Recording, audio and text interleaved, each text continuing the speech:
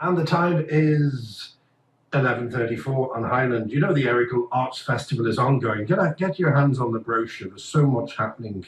It's free as well. If you go to the theatre in Letterkenny on Green and Theatre, go to the Regional Cultural Centre, pick up one of the programmes. One of the events is called Through a Polish Lens. And with me in the studio to talk about this is Agatha Sharik, and it's good to see you. Thank you, good to see you too. You're here 10 years now, aren't you? I'm nearly 10 years, so it'll be 10 years on the 16th of August, exactly. And what brought you to Letterkenny? Well, that's a hard question. We actually landed in Kildare, Naas, 10 years ago. Of course, it was work that brought us to Ireland, and then it's just life, you know. We've changed the job. The company has moved to Donegal, and we landed in Ballybuffet actually. So that's home. Ballybuffet is home now. Does it feel like home? Oh yeah, for 10 years, like, you know. I have a son that is 5 now, so he was born in Ireland. He's Irish. I think that makes a difference, doesn't it? A huge difference, yeah. No, they say that we're not that dissimilar in terms of people, Polish and Irish. Oh yes. Yeah, same temper. We love to party, we love to drink, we love good music. Family is very important, kids are very important. What was religion as well. Yeah, what was religion? What was life like in Poland? What was, you know, differences? What are the differences? You see, I left Poland when I was very young, so it's hard for me to say, you know, what was the difference 10 years ago, because I came here straight from London. But Poland is a beautiful country, huge country, with loads of options and opportunities and loads to offer. But I presume because of the history, communism, and all this stuff that was going on over there, problems with the government, etc., etc., we didn't have a chance that the West had, if you know what I mean. We couldn't travel, we couldn't do stuff that we wanted to do. We wasn't completely free for a long time. So I guess that's the difference, you know. And then the big solidarity movement came. Exactly. The communism was broken. We got the freedom, we got the passport, we got the chance to travel the world, the economy. How important is Pope John Paul II in Poland? John Paul II, oh, he's still the one, if you know what I mean, and he will be forever probably. He gave us a hope, that's for sure. You know, he was kind of like a linking us to the West and those days, you know. It's hard for me to say what was going on exactly because I was a little girl at that time, but I know from the stories from my mom and dad that he was definitely somebody that gave us a hope. So, what do your parents and what would they have said about life under communism? It was hard. It was hard. They don't really like to talk about it, to be honest. I heard that, yeah. I hear a lot of people just forget it, like, you know, as soon as you can. Like a bad memory. Yes, it's hitting you back, like, you know, because there is habits that you have. Do you know what I mean? Like, I still remember queues in front of the shops, you know, trying to get a few oranges, you know, before Christmas, or 1 bar of chocolate, you know. But they had a really, really hard life, and they did have to, you know, trying to survive. Like, you know, they were making deals with people, like, you know, it's totally different life, you know, totally. It's strange to explain, you know, it's really strange to me even, you know, to explain what was going on, but. Because you, of course, were too young to. Well, I was in a national school, you know, and everything. It sounds like a very disciplined life and very policed and. Oh yes. There was days that nobody was allowed to go out after 10 p.m. You know, the streets were completely empty. The lights were turned off.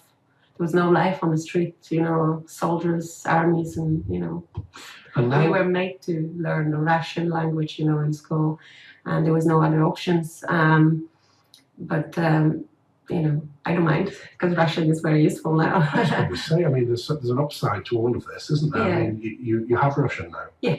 That is useful. Oh, I can use my Russian language. I have lots of friends, you know, from Lithuania, Ukraine, and other countries, post-Russian countries, that do speak Russian, and that's an easy way to communicate. I mean, people find it hard enough to learn Irish. You know, a lot of Irish people just don't learn Irish, you know, or couldn't learn, or didn't want to learn, or whatever. Was it the same with you, with Russian, or did you find it? Did most people find it a difficult language or not? I don't know. It's probably, you know, depend. You know, if you really want to, you will. Do you know what I mean? There's nothing you can't do. It's just, you know, it's your own choice. Like, we did have to. That's the first thing to pass the school. You did have to have your Russian language, but at the same time, you know, education is a key. So, and then, you know, with Irish language, it's really sad that Irish people cannot speak their own language. You know, it's something really strange. You find that odd? This, yeah, because, you know, you have your Irish music well known around the world. You have your Guinness, you have your Gaelic football, beautiful history and tradition, and you have your own language, and it's kind of, you know, abandoned and forgotten, which is sad. Now, this exhibition is called Through a Polish Lens. Yes. And it's not just you, is it? No, it's 6 of us. It's Kamil Krolak from Galway, a very talented young man, and he wanted me to tell you that he's single, just for girls that will come to the exhibition. And he's very talented. He's actually working in his own company, Kamil's Films. If you go to YouTube and type his name, and Galway is happy. I think that his movie had around 1,500,000 viewers at the moment, something like that. Very popular, very talented and popular young man. Patrick Sadowski, another star of us, and he's actually very good with the stars. His picture of Milky Way was actually on the cover of the magazine printed by BBC in 2013. Beautiful pictures. Beautiful technique, absolutely adorable photos, something that is worth it to see. And he's one of the best, in my opinion. Going further, Sabina Blaszczuk, another talented, Błaszczuk, sorry. We don't use Polish letters here, so sorry, Sabina. Very talented girl with beautiful technique. We all do different pictures, if you know what I mean. There is nothing, you know, that will be repeated on an exhibition. I have to mention Agnieszka Jankowska. She was born with photography. Her parents they had a photography studio back in Poland, so she grew up with a camera in her hands, and very talented and very technically, she's absolutely fantastic. Maciej Wysocki. Another talented man. He loves black and white photography. So is that poster there? No. That's the poster of the band that will be playing after our exhibition. That's black and white. It's black and white. Yeah. There's few photos on the other poster. There's Patrick Sadowski photo. Oh yeah. On the left-hand side, the landscape. And then the baby, it's my own photography. Is that yours? Yes, that's mine. And then Kamil Krolak photo of one of the rapper, or I think musician. He's well-known man. That's a very unusual one with the baby. So who's holding the baby? The baby is held by her mom in her hands. But you've taken it from above, obviously. Well, it's my secret. No, it's a studio photo. So yeah, the baby was just a few weeks, and small wee princess.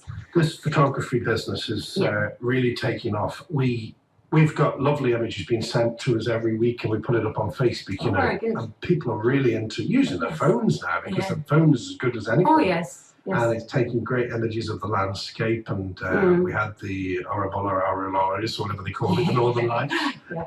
We had that, and we've had people down with the Wales with beach there. Oh, yes. Taking very images. sad, You know, everybody with a phone now can become a photographer. You obviously do it professionally. It's your life. See, the photography on the phone is great for Facebook and websites and stuff, but if it comes to print and memories, like, you better take a good camera. You've got a good camera. Not on me now. No, you've that's no it. camera. I didn't take my camera All today. No, I'm working with a good camera. Yes. Yeah, Yes. and what got you into photography now? Kind of. Do you know that feeling in your life that you miss something, for ages, and you're trying to find your hobby or Yes. something that you really want to do. Photography just came to me by my friends, probably, like, because I was always surrounded by people that did something with art and photography, and I always knew what I do like about photography, and I kind of just started, and it's slowly become my big passion. And you're sponsored by the Polish Embassy. Yes, we have a very, very good support from the Polish Embassy, LYAT, and Letterkenny. Thank you very much, because they are great to us. UP Skills from Ballybuffet, which is a local company run by Kevin Harold that support us. And Polish shops. This is the thing for Irish people. If you want to come along and try some Polish food, a Polish shop, delicatessen run by Tristan and Monika Ciche.